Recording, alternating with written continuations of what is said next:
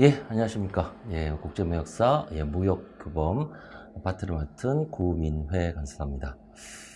시간이 별로 없는 관계로 이게 되게 여러분, 양에 비해서는 힘든 수업인지 아시죠? 예, 그래서 시간 없는 관계로 이제 양력은 어떤 다른 파트에서 참조하시고요. 바로 이제 시험 얘기부터 먼저 해야 되겠네요. 자, 우선 국제무역사는 여러분이 아시다시피 무역규범, 무역결제, 무역계약, 무역영어 이렇게 네 가지로 구성이 됩니다. 그래서 저는 이 중에서 무역규범을 맡고 있고요. 그래서 전부 다 그 어떤 공부 여러분이 일반적인 시간에 비해서는 상당히 난이도가 높은 시험입니다. 그래서 특히 1급 시험은 더욱더 그렇고요. 그래서 거의 무역규범을 한 가지로 예를 든다면, 말 그대로 여기에 여러 가지 법이 나오죠. 대의무역법도 나오고, 관세법도 나오고, 그리고 환특법도 나오고, 그 다음에 FTA 특례법. 근데 거기에 각각의 문제의 수준이 거의 이쪽 관련 시험 어떻게 보면은 좀 최고의 수준을 자랑하는 관세사 시험 문제나 또는 관세직 7급 문제하고 수준이 거의 대동소이합니다. 그래서 그런 거를 생각하시면서 공부를 해주셔야 되고요. 다만 좀 다행스러운 것은 이 국제무역사 시험이 어떤 실력을 검증하기 위한 시험이지 떨어뜨리기 위한 시험이 아니거든요. 그래서 어느 정도의 실력을 갖추고 그리고 나왔던 기출 파트를 잘 연구하신다면 짧은 시간 내에 합격이 가능하시다라는 거를 꼭 염두에 두시고요. 그리고 좀 저희 강의는 다른 강의와 좀 다르게 파트별 강사가 다릅니다. 제가 한번 인터넷을 한번 이거 강의하기 전에 스캔을 한번 쫙 해봤더니 한 분이 이걸 다 하시더라고요. 솔직히 저도 경력상 보시면 아시겠지만 무역 규범 강의만 거의 한 20년을 해왔는데 솔직히 나머지 파트도 제 자체가 무역 관세사다 보니까 당연히 언제나 접하고 있는 것들이긴 합니다만 그냥 접하고 있는 거와 강의하고 있는 거는 상당히 다르거든요. 그래서 저는 다른 어떤 곳에서 이런 걸 한 사람이 강의한다는 것을 되게 좀 이상하게 생각을 했었어요. 그래서 저희 이번 강의는 진짜 각 파트별 전문가. 그래서 최소 그 각 파트별 20년 이상은 아니지만 한 15년 이상은 강의 한 분으로 제가 구성을 했습니다. 그래서 보다 전문적이고 그리고 더 시험에 접근적인 개념의 강의를 들을 수 있도록 그렇게 노력을 했어요. 그래서 그런 거를 잘 알아주시고요. 꼭 이 강의를 듣고 좋은 성과 있으시길 바라겠습니다. 자, 그럼 바로 무역규범으로 넘어가 볼까요? 자, 보시면은 무역규범은 아까도 잠깐 언급해드린 바와 같이 이렇게 5가지 개념으로 나눠집니다. 그래서 요거에 당연히 어떤 일반적인 비중이 있어요. 당연히 가성비 있게 공부를 하셔야 되기 때문에 그 비중에 맞게 공부하시는 것이 가장 좋겠죠. 그래서 우선 여러 번 가지고 있는 체계도 있습니다만 다시 한번 점검하는 차원에서 각각의 어떤 출제 비율. 그래서 최근의 출제 비율은 최근 한 5년간 시험 문제를 제가 이렇게 분석한 결과예요. 그래서 당연히 거의 그대로 큰 변화가 없을 겁니다. 그러면은 대의무역법. 자, 요거는 거의 11문제 정도. 자, 이렇게 나오고 있습니다. 11문제에서 12문제. 거의 몇 년간 계속 똑같아요. 그래서 그래도 4분의 1 비중을 가지고 있구나라는 거 보시고요. 다음에 무역보험과 전자무역, 이 파트는 예전 시험에서는 조금 비중이 있었는데 요즘에는 비중이 아주 줄어들었어요. 그래서 합쳐서 한 2문제 정도. 조금 많이 나올 때 3문제 정도밖에 나오지 않습니다. 근데 엄청나게 양은 방대한 양인데 거기에 따른 비중이 되게 적은 파트라서 그렇게 상식적인 선에서 맞출 수 있는 그런 개념으로만 받아들이시고 그 이상의 공부를 하시는 거는 되게 여러 가지 면에서 좋지 않은 파트예요. 그런데 다만 무역 보험 파트는 거의 나오는 데서 나옵니다. 그래서 요거를 제외한 나머지 것들은 크게 신경을 쓰지 않으셔도 무방하겠습니다. 다음에 이제 관세법인데요. 관세법은요, 거의 이 시험의 반 정도가 나오는 가장 핵심 파트입니다. 그래서 거의 문제가 적게 나와도 18개, 그리고 많이 나오면은 20문제 또는 22문제까지 나오는 가장 많은 파트예요. 그리고 말씀드린 대로 그 관세법의 출제의 어떤 어떤 경향이나 어떤 수준이 상당히 높습니다. 그래서 말 그대로 가장 이 시험에 당락을 차지하는 파트이기 때문에 가장 중점적으로 공부하실 파트입니다. 네, 그래서 그런 걸 잘 생각하시고 어차피 여러분 이거 합격하시는 것도 시험 자격증을 따는 것도 중요합니다만 여러분이 실제로 어떤 이쪽 관련 어떤 분야에 나가서 실제 그 지식을 갖고 있는 것 역시 중요한 거거든요. 네, 그래서 바로 그런 개념으로 내가 실제 실무에서 쓸 그런 지식을 쌓는 것이다. 이런 개념으로 개념을 좀 잡아주세요. 다음에 이제 4번은 환특법인데요. 자, 이것도 실제 무역회사에서 아주 많이 쓰이는 법률이죠. 예, 근데 요거는 최근 보면은 예전에는 출제 비중이 거의 없었다가 최근 들어 3, 4문제로 비중이 높아지고 있어요. 예, 그래서 예, 요것은 되게 양적인 면에서 비교한다면 가장 가성비가 좋은 파트예요. 예, 그래서 확실히 나오는 것만 나오고 여러 가지 그 공부하는 그 대비에서는 가장 높은 비중을 차지하고 있으니까 절대로 3에서 4문제밖에 나오지 않는다고 해서 이런 거를 포기하거나 이런 식으로 하시면 오히려 마이너스 요소가 됩니다. 네, 그래서 꼭 체크하시고요. 그다음에 환특법 역시도 마찬가지예요. 환특법은 다 아시다시피 요즘에 FTA 시대라고 그러잖아요. 네, 그런 경향 때문에 예전에는 거의 나오지 않다가 최근 들어 예전 2문제, 지금 5문제까지 증가하는 이런 양상을 보입니다. 원래 FTA 특례법은 상당히 내용이 많아요. 왜 많냐면은 우리나라와 지금 외국과 FTA 협정을 맺은 그 조약 수가 15개나 되거든요. 근데 FTA 특성상 15개의 별로 모든 법적 내용이 거의 다 다릅니다. 예, 그래서 뭐 제대로 공부하시면 상당히 어려운 파트인데 다행스럽게도 국제무역사에서 말하는 FTA 특례법에는 나오는 부분이 거의 정해져 있어요. 네, 그래서 이거 역시도 짧은 양으로는 가장 가성비가 높습니다. 그래서 많은 분들이 이 4와 5, 요 두 법을 양이 적다고 해서 포기하시는 경우가 있는데 그거는 전혀 시험 경향을 파악하지 못하고 그리고 어떤 공부 양을 파악하지 못한 분들이 하는 짓입니다. 그래서 그런 거를 잘 생각하시면서 말씀드리고 가장 효율적으로 공부하시기 바랍니다. 자, 그러면 이제 기본적인 설명 마쳤고요. 이제 바로 대무역법으로 들어가 보죠. 자, 보시면은 대무역법 파트 1이고요. 그리고 대무역법 관리법규라고 되어 있는데요. 당연히 책을 같이 보시면서 보시는데 제가 여기 시판 위에 이렇게 올려놓은 거는 대부분 어떤 개념으로 좀 올려놓은 거냐면은 기출 위주의 개념으로 올려놨어요. 왜냐면은 당연히 이 시험에 아까 말씀드린 바와 같이 기출 파트에서 나오는 개념이 거의 그렇다 그랬죠? 그러면은 거기에 가장 집중하셔야 돼요. 우선 당연히 전반적으로 어떤 지식의 이해도 필요합니다만 가장 중요한 건 뭐예요?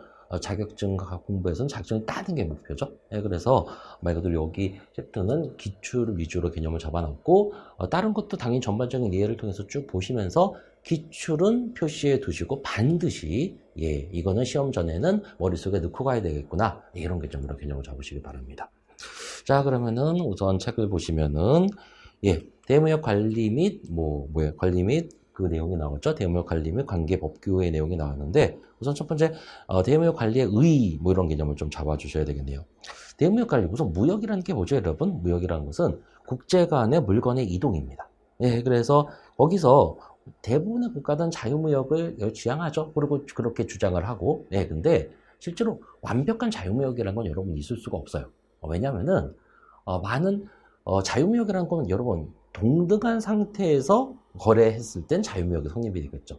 근데 요즘에 여러분이 알고 계시는 많은 강대국들, 선진국들, 이런 선진국들을 잘 보시면은 그들은 아주 예전부터 식민지 수탈을 통해서 진의 힘을 엄청나게 키운 개념이거든요.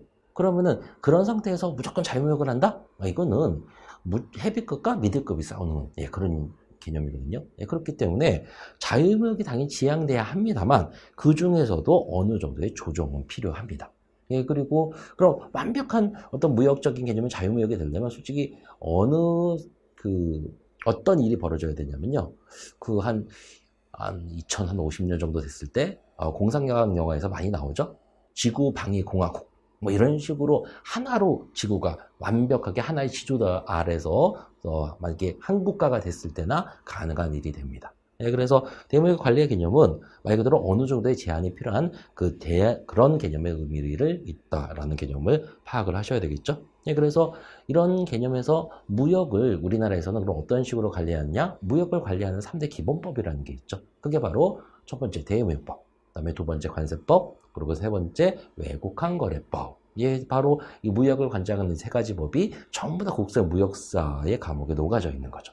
예, 그래서 바로 대무역 관리는 바로 그런 개념이고, 원칙적인 개념은 자유. 하지만 그 중에, 그 가운데서도 어느 정도의 제한은 있을 수밖에 없다라는 거, 예, 그런 의미만 파악하시면 되고요.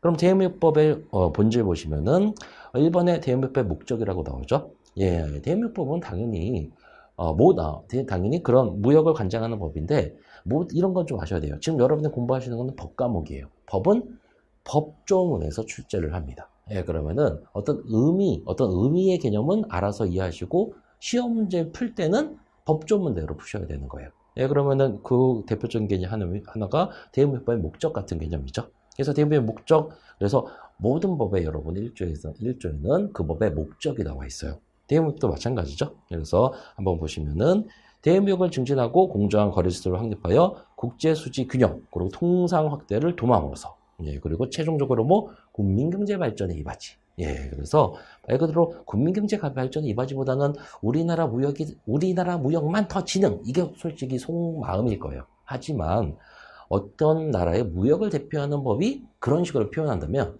여러분 무역이라는 건 여러분 뭐예요? 서로서로의 개념이거든요. 네, 그런데 여기서 우리만 잘 살겠다 이런 개념이 성립되면은 많은 비난을 받겠죠. 네, 그래서 기본적으로 이런 개념을 잡는 거죠. 국제수지의 균형, 통상 확대, 그리고 궁극적으로는 국민경제 발전 이바지. 되게 웃기게도 좀 전에 제가 말씀드린 무역의 3대법, 즉 관세법, 대무역법, 외국한 거래법은 전부 다 마지막 말이 뭐로 끝나냐면은 국민경제 발전의 이바지로 끝납니다.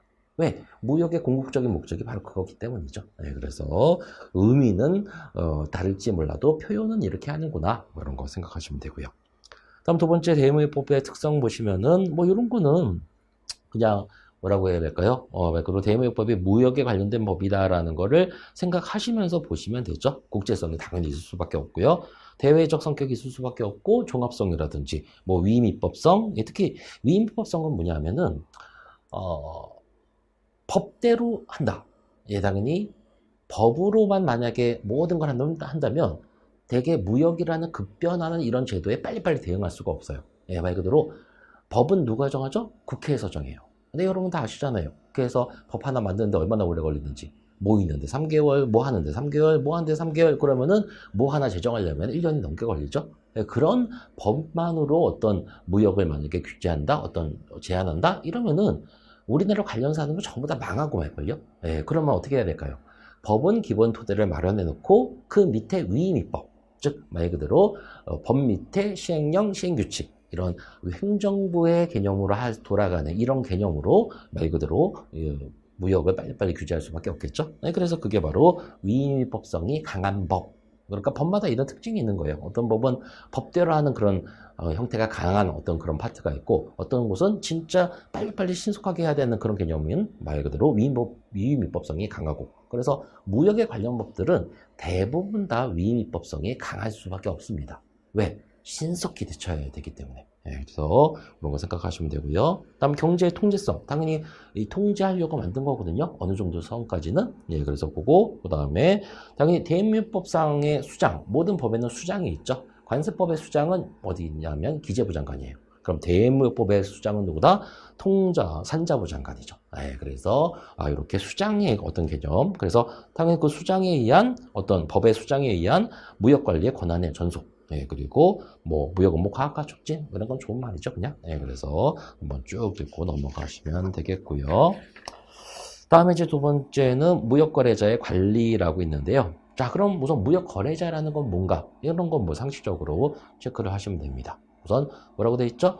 수출입을 하는 자, 수출 또는 수입을 하는 자, 그리고 이런 자에게 위임을 받는 자. 예, 그래서 수출입을 직접 하는 거하고 위임을 받아서 하는 것은 다르죠. 직접 하는 사람을 어떻게 보면은 그 사람을 화주라고 합니다. 화물의 주인이죠.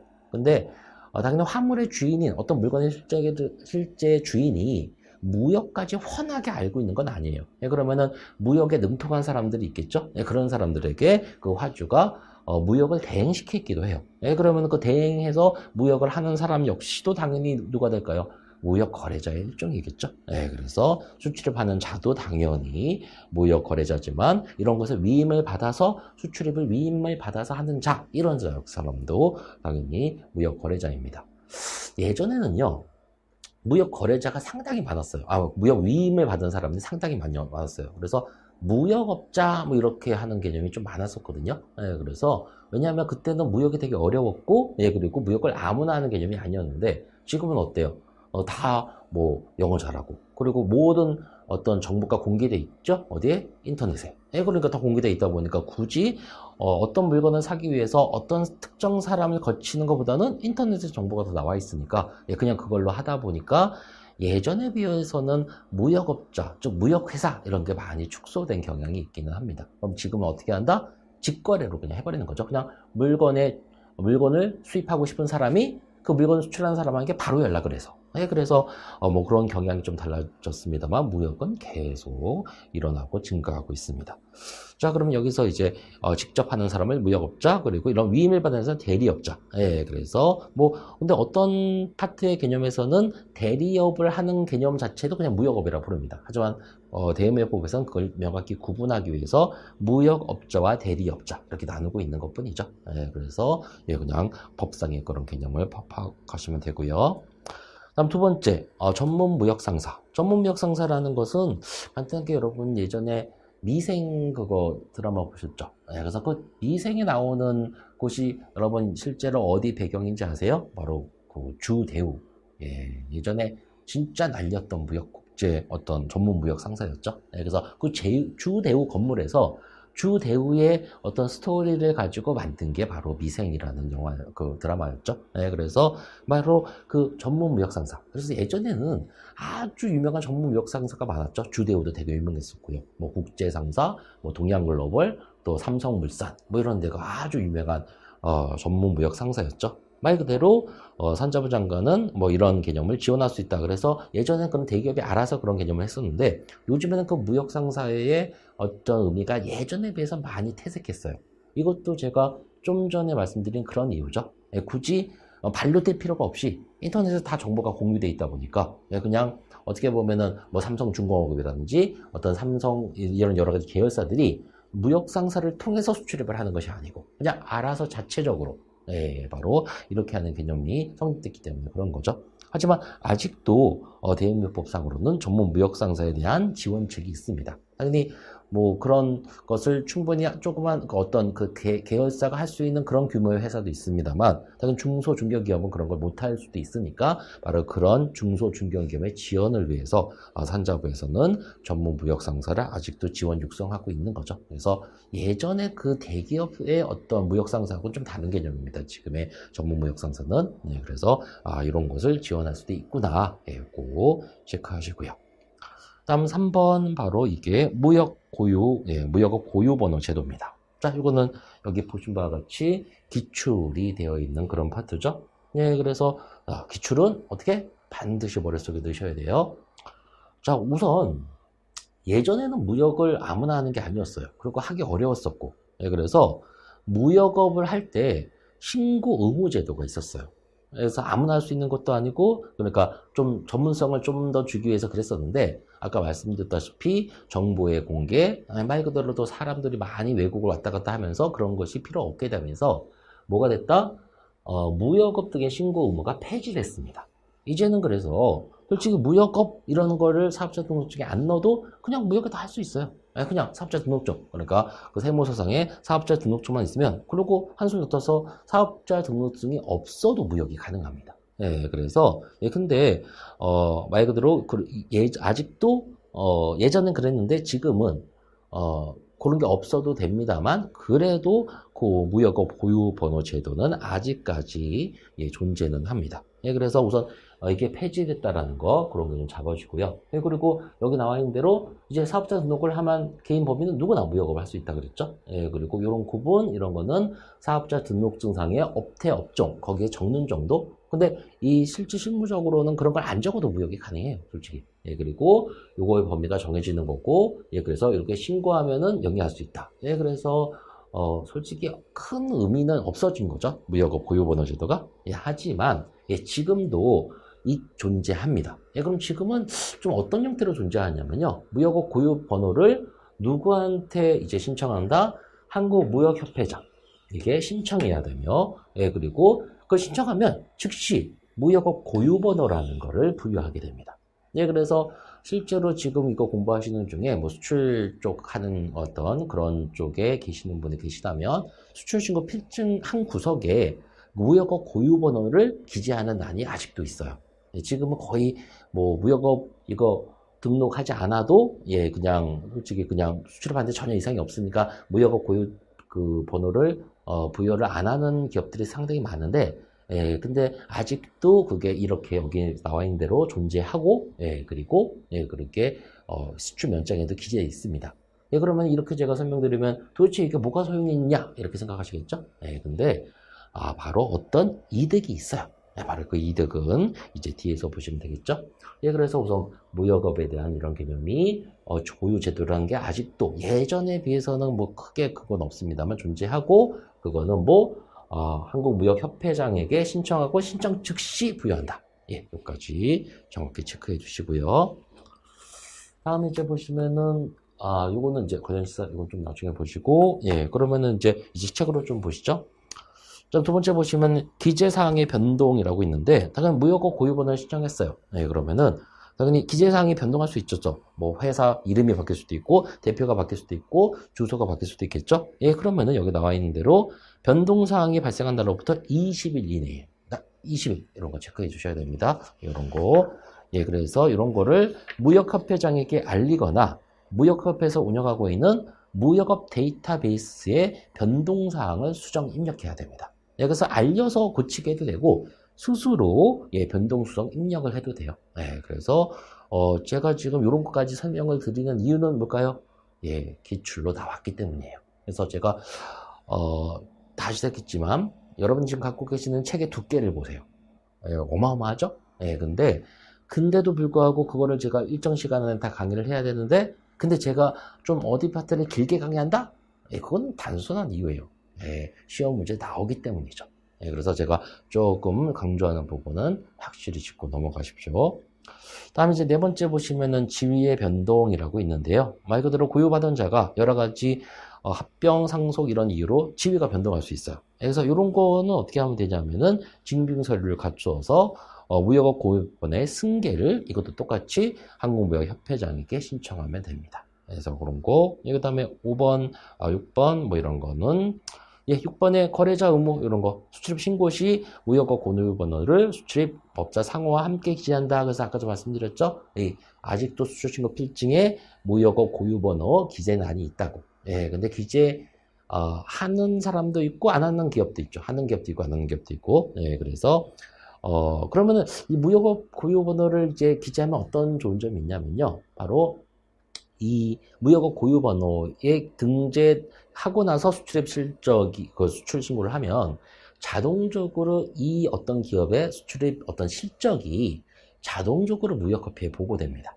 그리고 무역협회에 보고된 그 개념은 뭐 수출입 은행에 자연스럽게 또 보고가 되고요. 그럼 실적이 자연스럽게 쌓이는 거겠죠? 그러면은 어떤 좋은 점이 있을까요? 당연히 금융적인 혜택. 그리고 예를 들어 뭐 수출입할 때 당연히 급전이 필요할 때도 있겠죠? 그러면은 그 수출입 은행으로부터 저리로 말 그대로 그걸 할 수 있죠. 그리고 여러 가지 산자부 장관의 여러분 그 수출입 응탑 이렇게 탑죠. 그래서 그 상 있지 않습니까? 여러 가지. 그 상도 이거를 기초로 개념이 잡히죠. 당연히 이게 없다고 해서 그 개념이 안 잡히는 건 아닙니다만 고유번호가 있으면은 자동 증재가 되는 겁니다. 그래서 고유번호 대해서 좀 알아보셨고요. 다음 이제 세 번째 바로 넘어가면은 통상진흥과 무역 업무의 과학화가 있는데요. 자, 이거 보시면은 무역진흥의 조치, 그래서 뭐 산자부 장관은 무역진흥을 위해서는 이런 걸 지속적으로 진행하기엔 좋지. 당연히 산자부 장관이 해야 할 일이죠. 이런 건 읽고 넘어가시고요. 다음 이 두 번째 무역진흥의 지원 대상이라고 있는데요. 자, 그러면은 좀 전에 산자부 장관이 수출입을 지속적으로 진행하기 위한 조치를 한다 그랬잖아요. 그럼 구체적으로 그게 뭐냐라는 거죠. 그래서 개요 보시면은 산점장 것은 이런 거를 필요한 지원을 할 수 있다. 그래서 1번, 2번, 3번. 예, 그래서 첫 번째 뭐 무역 진흥을 위해서 자문지도 홍보, 전시 뭐 이런 걸 어울하는 사람에게도 지원을 해주고요. 무역 전시장 연수원 이런 무역 관련 시설을 운영하는 자도 지원해주고요. 예, 그리고 과학적인 무역 업무 처리 기반을 구축하는 사람도 지원해주고요. 예, 그래서 이런 사람들 지원해줘야지 무역 진행이 되겠죠. 예, 그래서 이런 건 당연하다 생각하고 쭉 그냥 읽으시면 되고요. 그럼 2번 무역 관련 시설이 있죠. 예, 보시다시피 기출입니다. 자, 무역 관련 시설은 당연히 이런 식으로 구방 기능 갖춘 시설로서 산점장관이 지정한 것을 말하는데요. 바로 여기서 그 밑에 건 여기 안 나오네요. 제가 책을 보시면은 이 산점장관이 지정하는 요 무역 관련 시설의 요 내용이 딱 3개가 나오죠. 예, 그래서 책 보시면은 무역 전시장, 무역 연수원, 컨벤션 센터. 여기서 뭐까지 다 알고 들어가셔야 되냐면 무역 전시장으로 이런 지원을 받기 위해서는 어떤 조건을 갖춰야 되느냐까지 완벽히 숙지하셔야 됩니다. 예, 그래서 뭐 이런 거는 이제 지금 강의 들으시면서 별표를 막 쳐놓는 거예요. 그 다음에 이제 시험 보기 직전에 머릿속에 딱 넣고 들어가시면 되겠죠. 그럼 무역 전시장 보시면 실내 전시 연면적이 2,000제곱미터 이상. 그래서 2,000제곱미터 동그라미. 그 다음에 말 그대로 50명 이상 수용할 수 있는 회의실 50명 동그라미. 예, 이렇게 해 놓으셔야죠. 그 다음에 무역 연수원도 연면적은 동일합니다. 예, 근데 연수원이니까 엄청나게 많은 사람이 들어가야 될 거 아니에요. 예, 그러면은 그거는 500명. 예, 그거. 다음 컨벤션 센터는 예, 바로 연면적이 2배로 늘어납니다. 그래서 4,000제곱미터. 그리고 수용 인원이 2,000명. 그래서 지금 제가 체크해 드린 거 다 동그라미 치셔가지고 체크하시고요. 다음에 3번째 규제 재검토 있는데요. 자, 규제 재검토는 보신 바와 같이 이런 기준에 대해서 2년마다 이렇게 말 그대로 지원 대상이 되는 거를 그때그때 이런 시설을 계속 유지하고 있는지 뭐 이런 거를 체크해야 되겠죠. 계속 지원해 주는 거니까. 쉽게 말해서 예, 세금 쓰는 거니까. 예, 그래서 예, 그럴 때는 2년마다 당연히 이런 거를 검토를 해야 된다라는 개념입니다. 예, 그래서 잘 보셨고요. 다음 3번째. 무역에 대한 제한 및 특별조치, 예, 보시죠. 특별조치의 의의와 사유 보시면은, 우선, 산자부 장관이 앞에서 대무역의 기본 개념으로도 개념을 잡았죠. 원칙적으로는 뭐 자유무역 개념을 표방합니다만, 당연히 제한은 없을 수 없다 그랬죠. 그래서 산자부 장관이, 딱 표기하고 있어요. 어떤 경우에는 수출입을 제한할 수 있다. 법적으로 이런 걸 근거를 마련해 놔야지 그 수출입 제한이 합법화되기 때문이죠. 그래서 여기 보면은 1번부터 6번까지의 수출입 제한 금지 경우가 있습니다. 그럼 어떨 때는 산자부 장관의 권한으로 수출입을 제한할 수 있다. 뭐 이런 개념인 거죠. 그래서 요것만으로는 기출문제가 나온 적은 없습니다만 제가 보기에 언제든지 기출로 나올 수 있는 파트예요. 근데 요거 최근에 나왔었네요. 예, 그래서 그거 체크를 정확히 해주시고 근데 제 그 감과 실제 기출이 맞았네요. 예, 그래서 요런 거는 이제 잘 보셔놔야죠. 예, 그러면은 자 하나하나씩 한번 볼까요? 우리나라 무역 상대국의 뭐 천재지변 이런 게 있을 경우, 예, 그래서 당연히 천재지변이 있으면은 우리나라 수출입 무역이 어떻게 될까요? 잘못하면은 뭐 파손될 수도 있고, 예, 말 그대로 강탈당할 수도 있겠죠. 그럼 그럴 때는 아예 처음부터 제한하는 게 낫겠죠. 그다음에 2번째, 교육 상대국의 교육과 일반적으로 승인된 국제법규 뭐 이런 것들을 예, 말 그대로 이런 걸 권익을 인정하지 않을 경우, 요거는 있네요. 자 보시면은 그래서 우선 천재지변 이런 거를 여러분 보실 때는 시험적으로는 어떻게 해두시는 게 좋냐면 각 상상마다 포인트를 좀 잡아주시는 게 좋아요. 예, 그러면은 여러분 1번을 쫙 보셨을 때 어떤 게 포인트일까요? 바로 천재지변이죠. 천재지변, 뭐 당연히 전쟁이라는 게 천재지변에 준하는 개념이니까. 예, 그래서 그런 거 체크하시면 되고요. 다음 2번째는 견익. 예, 교육상대국들이 뭘 인정하지 않아? 우리나라를 무시하는 거죠, 이거는. 예, 그래서 권익을 인정하지 않을 경우. 예, 바로 이거. 그 다음에 3번은, 예, 어떻게 보면 3번하고 2번은 비슷한 개념인데, 우리나라에 대해서 부당하게. 우리나라 무역만 부당하게. 이런 개념. 그 다음에 4번째는 헌법에 따라 체결된 이렇게 무역의 일반적 조건, 국제법규 제한 이런 것을 이행하기 위해서 필요한 경우. 그래서 국제법규, 국제평화, 안전유지. 야, 이런 게 4번에선 포인트겠죠? 그 다음에 5번 보시면은 국제평화 안전을 위해서 공조, 이런 것에 대한 무역에 대한 중대한 차질이 생길 우려가 있는 경우. 그래서 이거는 국제안전 위한 국제공조. 뭐 솔직히 5번 같은 개념이나 4번 같은 개념은 뭐 지금 분위기가 그렇지 않습니다만 예전에 뭐 대북 제재 뭐 이런 거하고 관련된 어떤 조항이라고 생각하시면 되겠네요. 그렇죠? 그다음에 6번 인간의 생명. 그래서 이건 아주 원초적인 문제죠. 건강, 동식물의 생명 건강, 환경. 특히 요즘은 환경적인 문제가 아주 중요하게 대두되고 있죠. 그러면은 6번은 환경이 포인트가 됩니다. 그래서 이런 거 생각하시면서 체크를 좀 해주시고요. 그래서 보셨고, 다음 2번 보시면은 특별 조치를 위한 조사 및 협의 절차라고 나와 있는데, 우선 위에 그 특별 조치 6가지 중에서 일부의 개념이 산자부 장관이 어떤 조사 및 협의 절차를 거칠 수가 있죠. 그래서 뭐 요거는 그냥 한번 보시고요. 그거보다는 뭐가 더 중요하다? 이 6가지의 특별 조치의 개념이 훨씬 더 중요합니다. 그래서 그거 잘 체크해 주시고요. 다음에 보시면 2번 신청에 의한 특별조치를 위한 조사 여부와 통지. 그래서 요것도 좀 개념을 잡아주셔야 돼요. 그래서 상기사회 시설에 있어서 이해관계 있는 자는 특별조치를 할 것을 산자부장에게 신청을 할 수 있습니다. 그래서 좀 전에 그 6가지 그 현대는 그런 거에 대해서 이제 그 개념이 잡히는 거고, 이렇다면 언제까지 그런 거는 산자부 장관은 조사를 결정하고 신청인에게 알려줘야 되냐면 언제? 30일입니다. 그래서 나와 있는 대로 기출로 나왔었죠. 그래서 6가지 상황 그리고 요거 30일 이런 거일 때 요거 잘 보시고요. 다음에 이제 3번째 보시면은 특별 조치를 위한 절차 해가지고 뭐예요?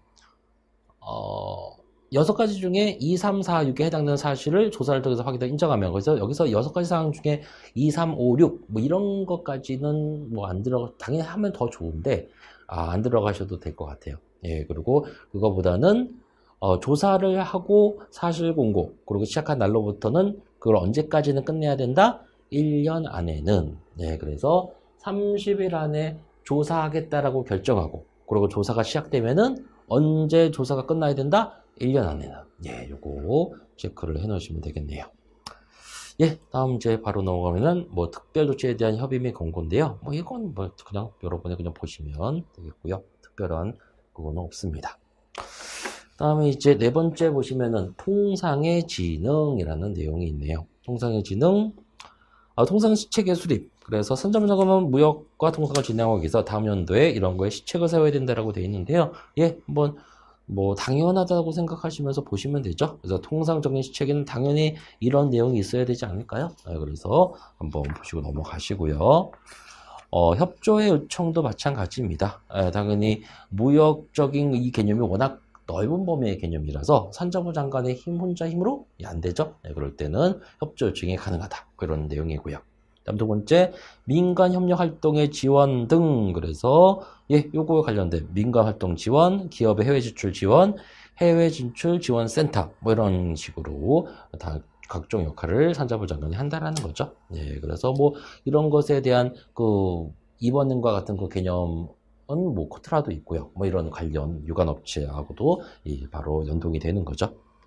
다음에 3번 보시면은 전문 무역상사의 지정 및 지원. 그래서 이미 앞에서 전문 무역상사가 뭐 어떤 개념인가는 앞에서 한번 설명드렸었죠. 그래서 개요, 그래서 산자부 장관에서 이런 걸 지원할 수 있다는 건 이미 앞에서도 한번 언급이 됐고요. 그다음에 2번 보시면은 전문 무역상사의 지정 기준이라는 게 있는데요. 자, 요게 당연히 좀 중요하겠죠? 그래서 뭐 이게 직접적으로 최근에 시험 문제 나온 적은 없습니다만 예전에는 시험 문제 나왔어요. 그래서 최근에서는 기출 문제가 아니기 때문에 제가 기출이라고 표현해 놓진 않았습니다만 그래도 요거 어떤 요건을 갖춘 무역거래자가 전문 무역상사가 될 수 있느냐, 이거는 당연히 좀 알아두셔야 되겠습니다. 그리고 예전에는, 최근이 아닌 예전에는 시험 문제 이미 나왔었고요.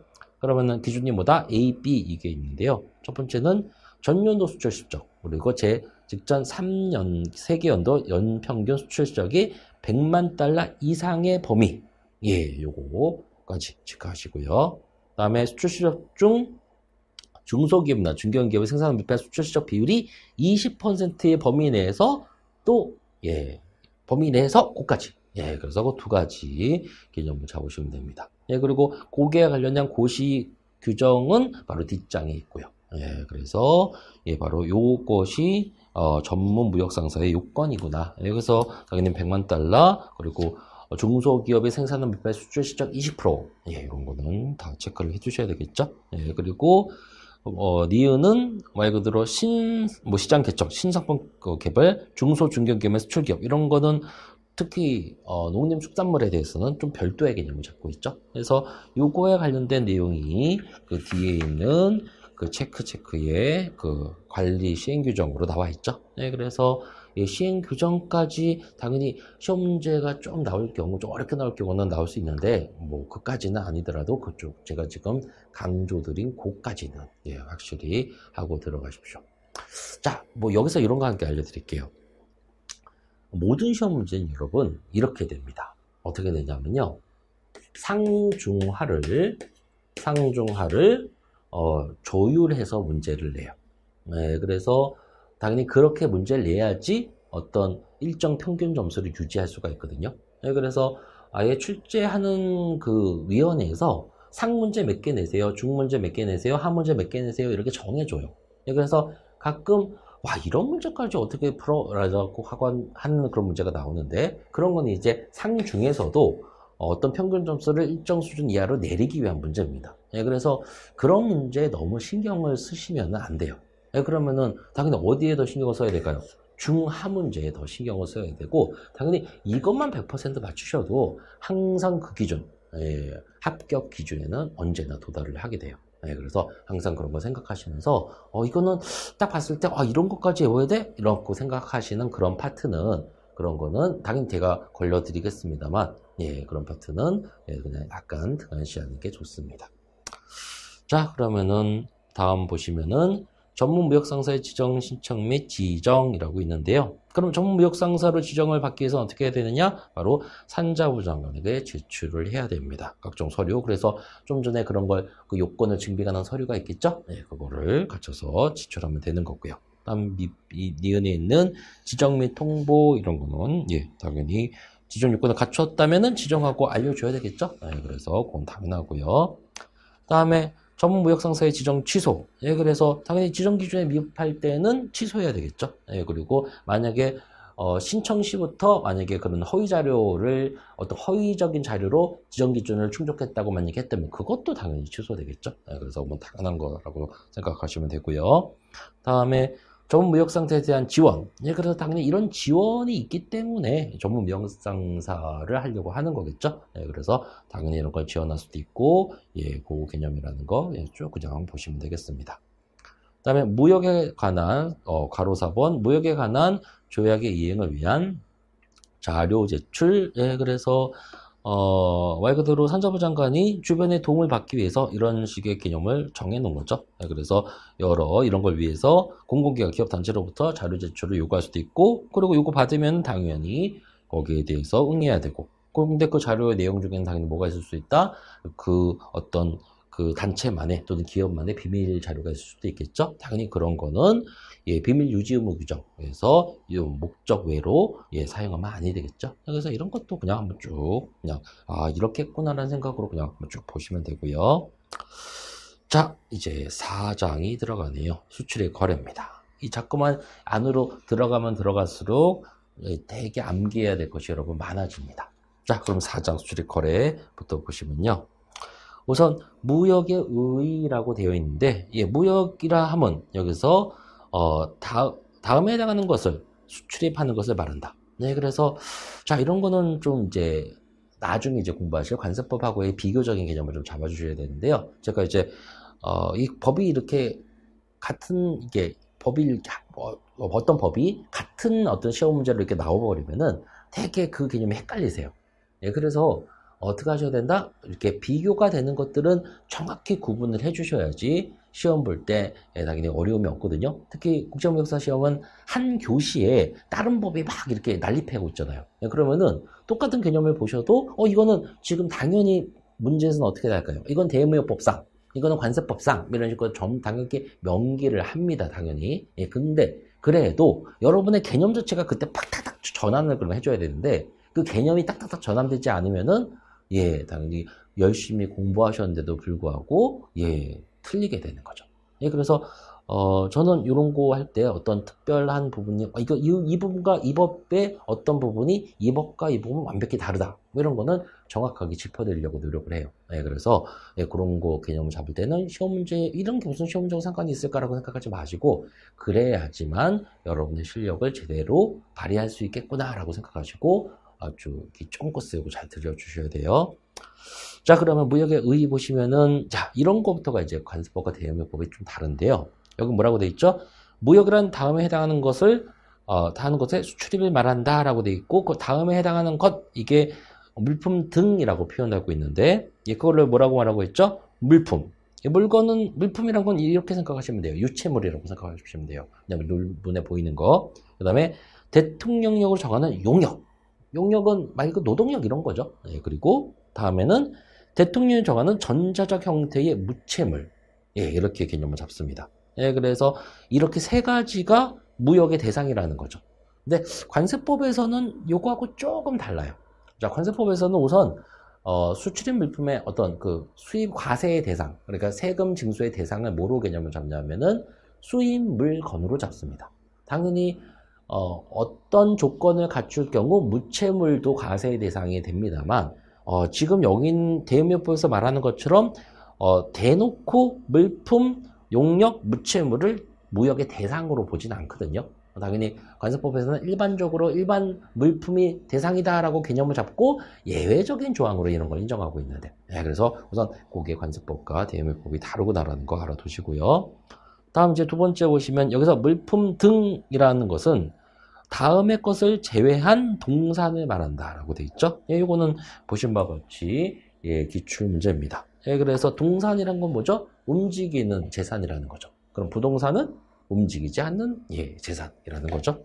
그러면 이제 물품 문제 보시면은 다음의 것을 뺀 동산이래요. 그럼 다음의 것은 당연히 뭐예요? 여기서 말하는 물품이 아니겠죠? 그러면은 뭐다 그게 외국간 거래법에서 정하는 지급수단. 그래서 말 그대로 일반적인 지폐 현금을 말하는 거예요. 근데 외국간 법에서 정하는 지급수단. 그리고 외국간 거래법에서 말하는 증권. 이런 걸 말하는 거죠. 그래서 보셨고 다음에 이제 요거 이게 조금 이게 편집상 뒤집어졌네요. 그 다음에 말하는 거는 외국간 법에서 정하는 채권을 화체한 서류.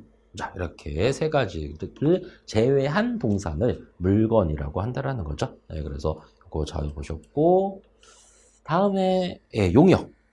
여기서 위에서 아까 용역도 물품 등에 들어가 있었죠. 그럼 도대체 그 용역이라는 건 무엇인가? 자, 이 용역이라는 요 지금 정의는 엄청나게 자주 나오는 기출입니다.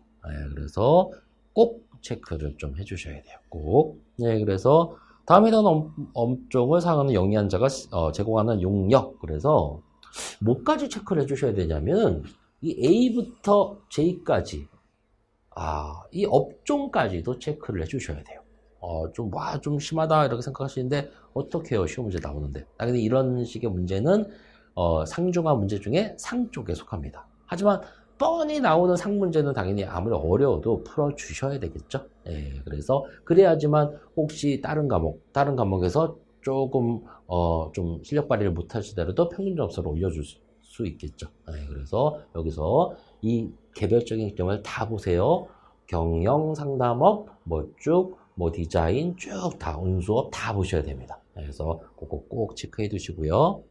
다음에 뭐까지 보셔야 되냐면 니은 보시면은 요거 용역은 이제 요까지의 개념이라는 거고 니은 보시면은 국내 법령 또는 대한민국이 당사자인 조약이 되는 여러 가지 이런 것에 대한 내용. 그래서 뭐예요? 이거는 무체질사건에 대한 개념을 말하는데 특허권부터 시작해가지고 이런 내용까지.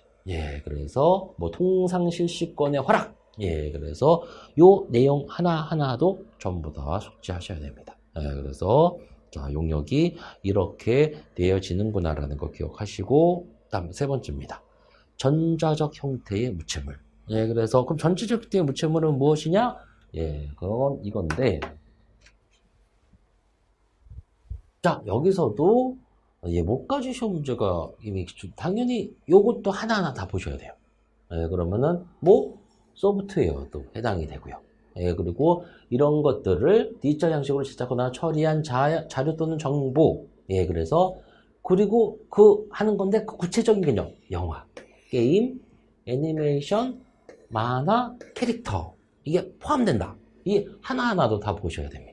네, 그래서 여기에서는 문제가 조금 줌돼서 나오는구나 라고 알아차리시고 예, 그런 거를 아주 유심히 보셔야 돼요. 이거는 거의 뭐 기출이라고 써놨습니다만 한두 번 나온 기출이 아니고요. 아주 자주 나오는 기출에 해당이 돼요. 네, 그래서 꼭 체크를 해 두시고요. 다음에 이제 보시면은 수출입입니다. 수출입. 수출입의 개념은요, 특히나 더 관세법과 완벽하게 개념이 다릅니다. 아까 전에는 어떤 수출입의 대상을 보는 관점도 관세법과 대응법이 좀 다르다 그랬죠? 근데 요 3번, 지금 이거는 예, 그 대외무역법상 수출의 이 정의인데요. 이거는 더 많이 달라요. 그래서 우선 내용 보시면은, 대외무역법상의 수출이란 다음의 것을 말한다라고 되어 있죠? 네, 그래서 쭉 내용이 나와 있는데요. 대외무역법상의 그러니까 관세법상 수출과 다른 점은 뭐냐면 대외무역법상의 수출은 어떤 것을 여러 가지를 다 원인으로 해서 물건이 그냥 이동하는 자체, 그냥 눈으로 이동하는 그 자체의 개념을 예, 수출이라고 봅니다. 그러니까 반대로 물건이나 어떤 여러 가지 이유에서 물건 자체가 우리나라로 들어오는 거는 수입이라고 보겠죠. 예, 그래서 당연히 기본적인 요 개념. 다음에 모두 그러면은 또 뭐냐면은 보세 판매장에서 외국인에게 물건을 이런 거 해서 이걸 생산된 거를 판매하는 거. 이것도 수출로 보는 거죠. 예, 그리고 이것 보시면 유상으로 외국에서 외국으로 물품을 인도하는 것. 이거 무슨 말이냐면은 우리나라에서 물건이 수출된 건 아니에요. 예, 근데 우리나라의 어떤 물건이 또는 우리나라 물건이 아니더라 할지라도 어떤 회사의 물건이 중국에 있어요. 근데 중국에 있는 사람한테 팔았어요. 그러면 물건은 우리나라에서 나간 게 아니죠. 근데 돈은 우리나라 본사로 들어오겠죠. 예, 그래서 그거 역시도 그래서 뭐라고 표현되어 있죠? 외국에서 외국으로 물품을 인도하는 것. 이거 역시도 예, 수출이라고 봅니다. 예, 그래서 좀 이게 이거 하나 좀 따져서 볼까요? 기업 같은 경우는 관세법에서도 뭐 수출로 봐요, 보긴. 예, 그리고 니은도 뭐 큰 의미에서는 수출로 보죠, 관세법에서. 예, 근데 디귿은 관세법에서는 수출로 인정하지 않습니다. 예, 그래서 뭐 관세법을 그때 볼 때 다시 한번 개념을 잡아드리겠습니다만, 관세법의 개념은 실질적인 어떤 물건의 개념이 있어야 되고요. 그 다음에 법률적인 변동을 되게 중요시 여겨요. 예, 근데 대외무역법은 그거보다는 말 그대로 어떻게 보면 더 실질적인 개념을 보는 거죠. 예, 그래서 실제로 물건이 우리나라에서 나가진 않았지만 외화가 들어왔다면 그게 수출하고 다를 바가 뭐냐? 뭐 이런 개념으로 보는 거예요. 그래서 어떻게 보면 대외무역법상의 수출이 훨씬 더 범위가 관세법보다 크다라고 볼 수 있습니다. 예, 그래서 그거 다음 리을 보시면은 외국권 거래법에 따른 거주자가 미거주자에게 이런 고시한 방법으로 용역을 제공하는 것 역시도 수출로 봅니다. 예, 그래서 말 그대로 외국권 거래법상의 거주자 그냥 간단하게 우리나라 국민이라고 생각하세요. 그럼 비거주자는 외국인이라고 생각하시면 되죠. 예, 그러면은 우리나라 사람이 비거주자에게 여러 가지 어떤 용역을 할 수 있죠. 그러면 뭐가 들어오겠어요? 돈을 받겠죠. 그런 거 역시도 대외무역법에서는 수출로 보는 거죠. 그래서 뭐 용역의 국경을 넘는 이동에 따른 제공 또는 비거주자 국내에서의 소비에 따른 제공, 예, 그리고 거주자의 상업적 해외 주재에 따른 제공. 그래서 말 그대로 이제 이런 것까지도 수출로 보는 거죠. 예, 그래서 실제 물건이 나가지 않고 왜 대외무역법에서는 모두 물품으로 보니까 용역도 물건으로 보니까 물품 등으로 보니까 어떤 수출의 대상으로 보니까 예, 그래서 예, 그 다음에 이제 리어 보시면은 뭐예요? 어떤 비거주자가 하는 이거 장간의 예, 말 그대로 무채물에 대한 인도 이거 역시도 말 그대로 수출로 봅니다. 예, 그래서 수출의 범위가 상당히 다양하구나. 예, 그래서 실제로 물건이 가지 않다 하더라도 그 행위가 수출에 준하는 어떤 효과를 가져온다면 전부 다 대외무역법에서 뭐로 본다? 수출로 본다라는 거. 예, 그거 잘 이해하시고 당연히 이거 역시도 매번 나오는 기출문제예요. 네, 그래서 잘 체크를 해주시고요. 다음 이제 두 번째 이제 수입인데요. 수입은 뭐 여기 안 되는데, 뭐 책에서 보시면은 그냥 거꾸로만 생각하시면 되겠죠. 그래서 거꾸로만 생각하시면은 이해하시는데 지장이 없을 거예요. 그래서 수입이라는 것은 또 다음에 해당하는 것을 말한다. 그래서 말 그대로 이런 식으로 물건이 우리나라에 들어오는 거. 그래서 매매, 교환, 임대차 뭐든 간에 물건이 들어오는 것 자체, 그거를 수입이라고 봅니다. 그리고 유상으로 외국에서 외국으로 우리나라가 물건을 살 수도 있겠죠. 그렇죠? 뭐 흔한 예로 이런 거예요. 우리나라 해외 공사 되게 유명하잖아요. 그럼 해외 공사 뭐 쌍용건설이 만약에 나갔어요. 그러면은 그 현지에서 뭘 살 수 있다? 뭐 불도저를 살 수도 있는 거죠. 그러면은 그 현지에서 현지로 물건이 이동됐겠죠? 외국에서 외국으로. 하지만 우리나라는 돈을 지급을 했겠죠. 그러면 그거 역시도 뭐로 본다? 수입으로 본다라는 거죠. 그래서 그거. 그 다음에 딕은 이것도 용역에 대한 개념 역시도 거꾸로의 개념으로 보시면 되고요. 그리고 말 그대로 정보통신망의 전송 뭐 이런 것들, 전자적 형태의 무체물 이동. 그래서 말 그대로 뭐 프로그램을 판다라든지 뭐 게임을 판다라든지 뭐 이런 것도 전부 다 파는 게 아니고 사는 거겠네요. 수입은 그러니까 게임을 팔면 수출, 게임을 사면은 수입이 되는 거죠. 그래서 대매법 수입은 상당히 되게 포괄적이구나. 그리고 어떤 결과를 중요시 여기는구나. 이런 개념을 잘 보시면 되겠습니다. 그 다음에 무역거래자, 이것도 앞에서 이미 한번 언급했는데요. 수출입하는 자도 해당되고, 위임을 받은 자 역시 전부 다 이런 거래자로 본다라는 거. 여기까지 하시면 되겠네요. 네, 어떻게 첫 수업 잘 들으셨나요? 그래서 말씀드린 대로 흐름을 아시겠죠? 전반적으로 쭉 이제 보시면서 기출 파트, 그리고 되게 많이 나오는 파트는 집중적으로 이런 식으로 하시면 상당히 양이 많습니다만 그렇게 어렵지 않으실 거예요. 잠깐 쉬었다가 다음 시간에